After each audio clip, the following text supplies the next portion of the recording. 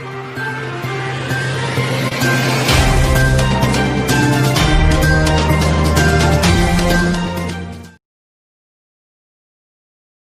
علیکم ویئرس، میں مشتاق کرل۔ علم و آگاہی کے سفر میں ہم چاہ رہے ہیں کہ آپ کے لیے ایسی چھوٹی چھوٹی ویڈیوز تیار کریں جس میں کو گھر بیٹھے اسٹوڈنٹس دیکھ کر فائدہ حاصل کر سکیں۔ LLB کے حوالے سے بعض اسٹوڈنٹس کی یہ ڈیمانڈ تھی کہ جو پنشمنٹ تھیوریز ہیں اس پہ بات کی جائے، تو اس پہ ایک بات پہلے کہنا چاہوں گا کہ جس معاشرے کے اندر سزا جزا کا ایک پراپر نظام ہوتا ہے وہ معاشرہ حقیقتاً صحیح پروان چڑھتا ہے۔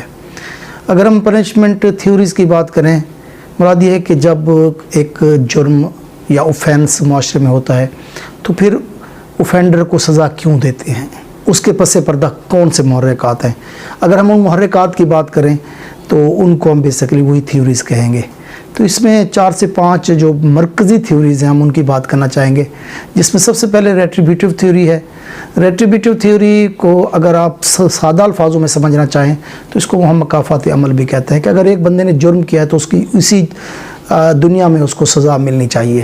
ایک چیز کو اس نے وائلیٹ کیا ہے، ایک چیز کو اس نے غلط کام کیا ہے، تو اس کو رانگ کی اس کی سزا اسے اس دنیا میں ملنی چاہیے تاکہ وہ نیکسٹ ٹائم وہ جرم سرزد نہ کرے۔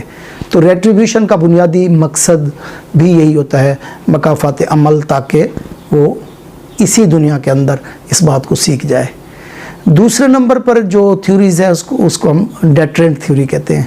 یہ انٹرنیشنل لاء کے اندر بھی ٹرم استعمال ہوتی ہے۔ جب آپ کسی چیز کو، کسی ملک کو، دوسرے ملک کو کسی بھی ذریعے سے ڈراتے یا دھمکاتے ہیں تو اس کو ہم لوگ ڈیٹرنٹ کہتے ہیں۔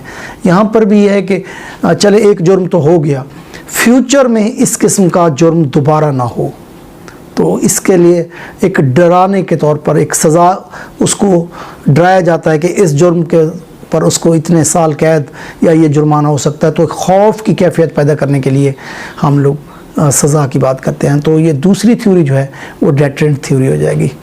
تیسری کمپنسیشن تھیوری ہے۔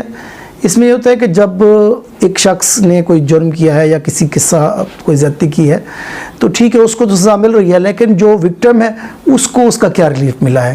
تو کمپنسیشن تھیوری کا بنیادی مقصد یہ ہے کہ اس کو سزا دینے کے ساتھ ساتھ جو وکٹم ہے یا ایگریوڈ پرسن ہے اس کی بھی تلافی ہو جائے، اس کی بھی ریمیڈی ہو جائے۔ تو اس کی جو کمپنسیشن ہوتی ہے اس کے لیے بھی ہم لوگ اس ٹرم کو استعمال کرتے ہیں، کمپنسیشن تھیوری، تلافی کی تھیوری۔ اس تھیوری کے اندر ہم چاہتے ہیں کہ جو نقصان ہوا ہے، لاس ہوا ہے، اس کو کمپنسیٹ کیا جائے۔ اس کے بعد ریفارمیٹری تھیوری ہے۔ پاکستان کے اندر تو ہم بہت کم کہیں گے کہ یہ تھیوری اپلیکیبل ہے، کیونکہ ہمارے ہاں جو جیل سے لوگ آتے ہیں زیادہ تر وہ مجرم ہی بنتے ہیں۔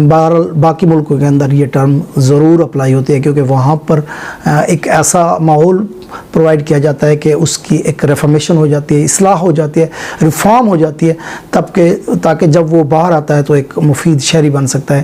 تو پنشمنٹ کا اور کوئی مقصد نہیں، اس تھیوری کے تحت یہ مقصد ہونا چاہیے کہ وہ جس نے جرم کیا ہے اس کی اصلاح ہو جائے، وہ اپنی غلطی پہ نادم ہو اور ایک مہذب سویلائزڈ سٹیزن کے طور پر اپنی زندگی بسر کر سکے۔ اس کے بعد ایک اور ہے پریونٹیو تھیوری۔ پریونٹیو تھیوری کے اندر ہم دیکھتے ہیں کہ ہماری کوشش ہوتی ہے کہ وہ جرم سرزد ہی نہ ہو، اس کے جرم کو دیکھ کر باقی لوگ جو ہیں وہ اس جرم کو کرنے سے ڈریں۔ تو پریونشن آف کرائمز کے لیے ہم پنشمنٹ کی بات کرتے ہیں۔ جب سرعام پھانسی دی جاتی تھی تو پورے علاقے میں خوف کی کیفیت پیدا ہو جاتی تھی۔